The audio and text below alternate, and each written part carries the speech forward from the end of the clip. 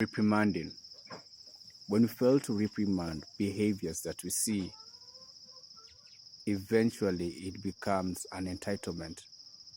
I grew up as a kid, the environment was very hostile. So, depending on the country, some will call it a ghetto, some will call it the projects. So, ideally, it's a place whereby you're living way beyond, I mean, you're struggling to survive.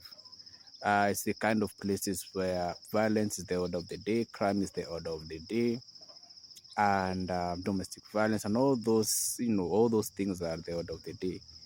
Illicit brew, um, prostitution. That was the childhood I was raised under, and poverty to the extent whereby there are a lot of what do you call when people mess up with the grid and then they create other lines for electricity. I'm forgetting the right word to attach to it, but ideally a lot of illegal, yeah, maybe illegal wiring. And so we were used to seeing explosions. We were used to seeing so much. And I recall we used to be one. There's this guy, he had this disease. I hope I get it right. Elephantiasis. Okay, ideally is the leg will be like super, super big. You might confuse it with obesity, but it wasn't obesity. It was a disease. And this particular gentleman would warn. He was a dangerous man, and he would warn people past. If you pass 6:30 p.m., he would say without uh, mixing his words, 6:30 p.m. If 7 p.m. if you're on this road is goodbye to La La Land. I mean, when I mean La La Land, I mean you're gone, you're off. And he never joked. He meant business, and he had cruise over cruise over cruise. And I remember one time I should that should be maybe I was 3 years or 4, 5, somewhere there. And I remember we were with my mom and we had come from a crusade. And so we had arrived, and it was me, my mom, there was a house help, and there were my sister, there were twin sisters, very young. And and it was raining. So at that time it was quite muddy. And again, in such an area, there's nothing like development. When I talk mud and sewage and all that stuff mixed in one, you can imagine the stench. But yeah, that was the environment. So anyway, we ran and we are told. So as we are running, because I'm very short, and the mud, I end up falling. And so my mom is running and we are running towards home, and the guy knew us. But these people of crime, they have an interesting way, the local type, whereby they know you, they know where you live, they know your family, and they'll give you a leeway. Move past this or we move. So we ran, and sadly I'm the one who fell. And my mom couldn't notice that because she had two kids. She had one kid with her, the other kid was at the house help. And I was small and I was left behind. And now I knew me, I'm done for. Because I mean, people like my age to be taken out was the order of the was nothing. And I remember I fell and I looked behind. It was dark. I looked ahead. My mom was miles away. And the guy looked at me from a distance and he said in Swahili, nimekuambia kimbia. In other words, in English translation would be, I've told you, run. As small as I was, I had to run for my life. And we arrived and we came to learn after we just locked, because we were living in a plot. So again, because of culture, how will I put it? I don't know in other countries how I will put it. So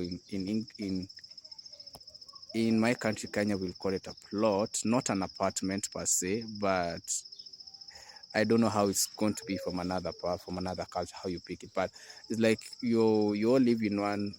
So ideally, the way the compound was, you have like single rooms. So single rooms don't have a toilet inside. You all share one toilet, one bathroom. But your house, it's just one room. So your bedroom, you don't have a bedroom and a sitting room. It's one room. It's like, I don't know, double room, a single room. And so ideally, the way that room is just a room. You can have your kitchen and everything. And the only thing you do is you partition it with curtains. So like the bed, you partition a big curtain and you separate. But all of you within that, all those houses, you all share one bathroom and one toilet. That was the life. And that's the life I grew under. And I remember 97, we had the multipartism, and I saw crime. I saw people's head being bludgeoned, literally, head split into two by our police officers. It was a political upheaval. And I saw that. I think I should have been 97, 91, 6 years. So already, I was already accustomed to such kind of stuff. Like for me, even when I grew up, even in our plot, when you'd hear like a thud on the top, you knew someone is gone. Like that someone's gone. And when you open the gate, you actually find someone's head. The body is in another place. And that was the life I grew under. 1 year, 2 years, 3 years, 4 years, 5 years, pretty much 6 years. I think we left during the blast, the one that we were attacked in Kenya. That's 1998.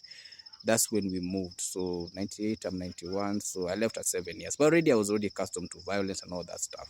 Why would I use this? Because we live in a time whereby society is becoming more degenerate and more depraved. And that's why I always talk about, I'm bringing this issue of reprimanding. When don't you reprimand an individual as young as they are and correct them as young as they are, or when you see a person, even as at an older level, and warn them that the path that you're taking is not a good path, they get accustomed to it. Back in where we are living, back in the ghetto or the project, whichever you look at it, every 4 p.m., it's interesting that I'd even got used to it. Every 4 p.m., I would sit outside and watch someone being chased. So ideally, most of these people were robbers. And in Swahili, they will say shika huyo. In English, that would be catch that person. And let me tell you, the guy would run for their life. But now, accidentally, as they're running, they'll jump into another plot. So again, remember the plot in this situation is everybody shares a one bathroom, one toilet. So you all have your rooms. So you jump in and people would catch up with him, kill him inside, carry him outside, burn him alive. That was the life I was used to from 1 year up to 7 years. And we moved, changed the environment. And I saw this pattern when I went into the primary I went to. And I saw the crew that was studying with, again, they would come together and play pool. I loved playing pool. Only then I can't play because of the broken arm. But I would love to play pool. But then I couldn't play pool because these guys either would meet at football. I've never gotten the gist between football and pool and crime. I've never gotten the whole thing perfectly, where it always goes wrong. Because it's supposed to be a sport, but somehow there's always an interrelation. This thing I've seen my own. And so the guys I studied with in primary moved from playing football, they play football, and then after football they play pool, only for me to learn later on. We were 28 in that class, 29, so 21 boys. Yeah, the girls were actually very few. But only 2 of us guys were not part of the crew. There was me and another guy. And then the rest 21 were part of one crew. And I mean crew, I mean they were crew. Only for me to learn later on, they got deep into crime. Some of them got executed. The thing is, I see where we are going. I see where other countries are going. And I see the same pattern. The pattern of entitlement, the pattern of depravity, the pattern whereby respecting older people is shunned upon, and there's a lot of talking back. There's a lot of disrespect. There's a lot of crime. I mean, I can't imagine that a young person would drink and then go into the same house of the parent, witnessing a child dress unmodest, that is whether male or female. And instead of the parents to frown upon it, they actually celebrate it. And as much as, yes, we've been pressed down by international communities and everything, us as a society, I feel we fail ourselves. Instead of calling things out, because I look at even this app, like the one I'm using, sadly, I came to learn later on that we call the devil's hour. Other things happen on this app during the live feeds. And I'm thinking, yikes, have we really gone down that path? Sadly, it is what it is. All I'm saying is, when you get the chance to reprimand someone and correct them, do it. Because if you don't, well, society will do the number on them. Whether they end up offing the little ones in their home, whichever path they choose to take, it will be detrimental to to them.